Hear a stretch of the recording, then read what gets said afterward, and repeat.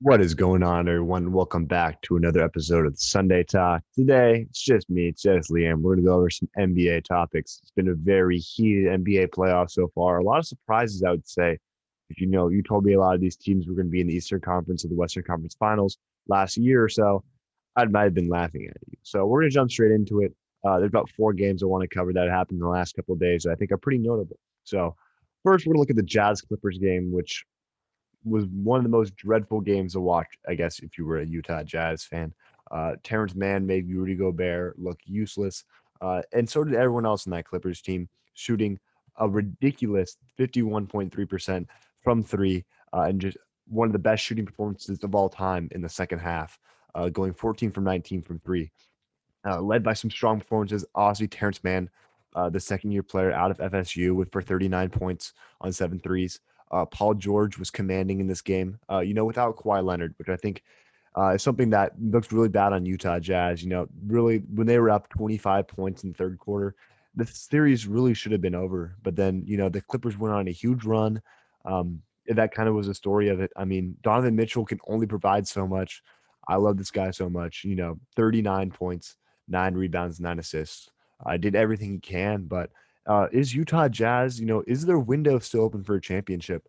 I think it's, something you got to question with guys like Mike Conley, uh, Bohan Bogdanovic, Joe Ingles, um, a lot of these guys getting into their later 30s.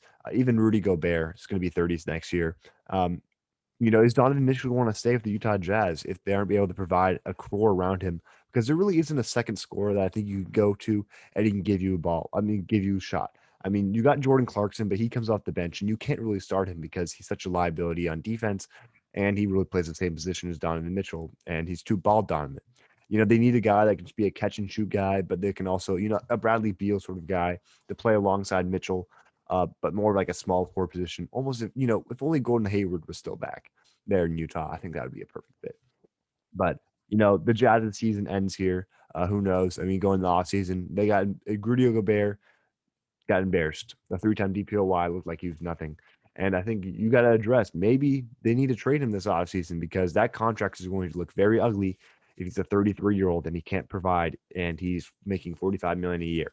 And you'll be going to cap hell if you have to handle that. And then the next game happened last night.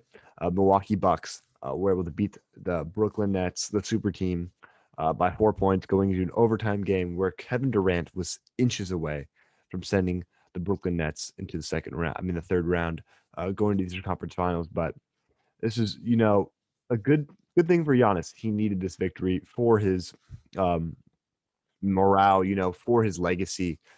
Chris Middleton uh, proving himself, that has such a good second option for this team. But, Giannis, 40 points, 13 rebounds, 5 assists.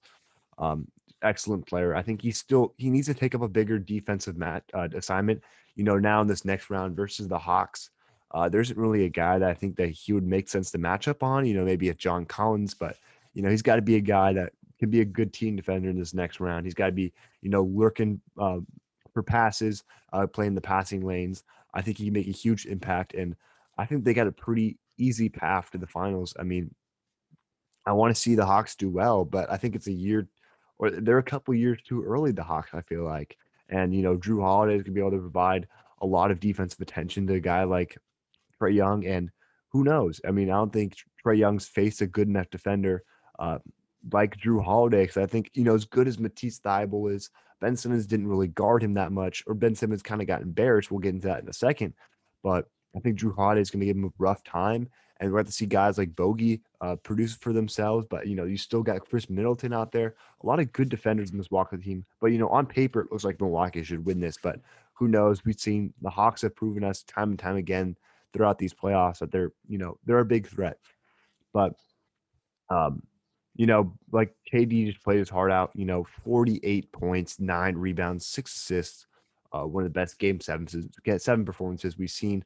But James Harden did not shoot efficiently. I know he's not healthy, but I mean to shoot 5 from 17, 2 for 12 from three in a closeout game. I mean, not what you want to see from him. Honestly, with the Kyrie out, it makes you ask the question like, let's say Durant's out next season, or like he's out for like, a week or two and it's in the playoffs, or even Harden's out. Like, can like they even win a series if they don't have all three out there? Because this team's going to run into some cap problems this season, this offseason. They got Bruce Brown, they got Blake Griffin, and they have Jeff Green, all three extremely valuable role players to this team going into contract years this year. So they're going to be expiring this offseason. They're going to need new contracts.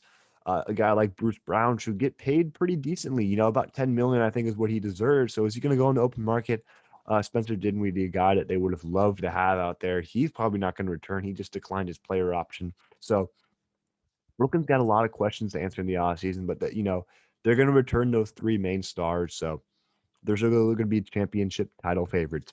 But there's a lot of teams in the East now that we're seeing that can, surprise. I think Philadelphia, they're going to have a lot of turmoil. They're probably going to trade Ben Simmons. I'd imagine so. And they should. But, Milwaukee now, they can still probably make another championship run again out of the East next year.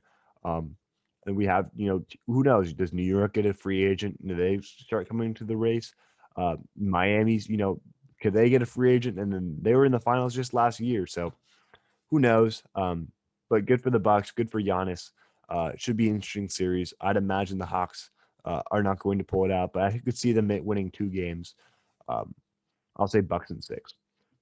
Moving on to the next game of the day, we had the Clippers versus the Suns. Game 1 of this Western Conference Finals. Both teams without arguably their most valuable players, with Kawhi Leonard and Chris Paul. But the Suns were able to pull it out. Devin Booker, an absolutely historic game for him, 40 points with a triple double, 13 rebounds and 11 assists. Just love to see this guy out here. Proven time and time again that putting up empty stats. Like the Zach LaVine gets right now. Devin Booker showing it, but I mean, is he gonna be able to keep doing it for this series if they can't get Chris Paul back? I don't know. Chris Paul means so much to this. I mean, Cameron Payne did fantastic supplying that role, 11 points, 9 assists, but no one's as valuable as CP3 is to this team.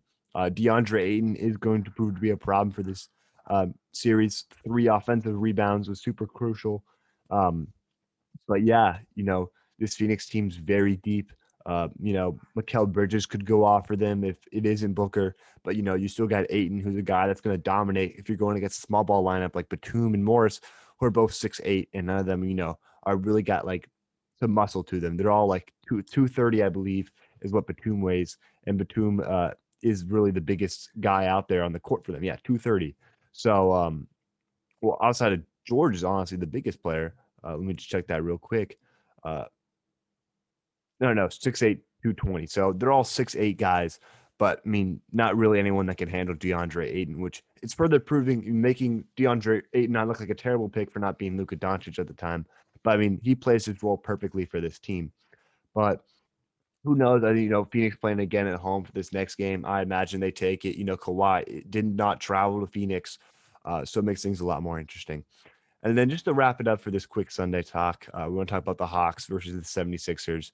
We're able to win this game to make it to the Eastern Conference Finals.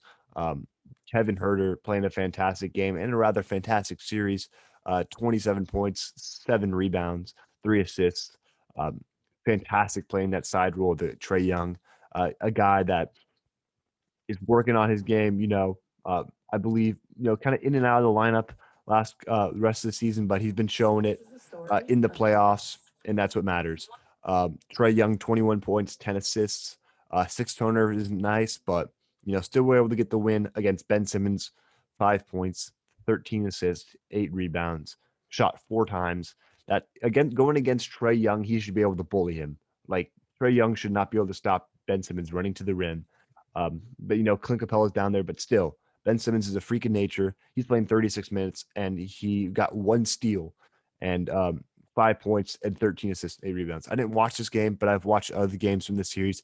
Ben Simmons does not look like he's a strong defender out there. You wouldn't say he's first team NBA defender from this series.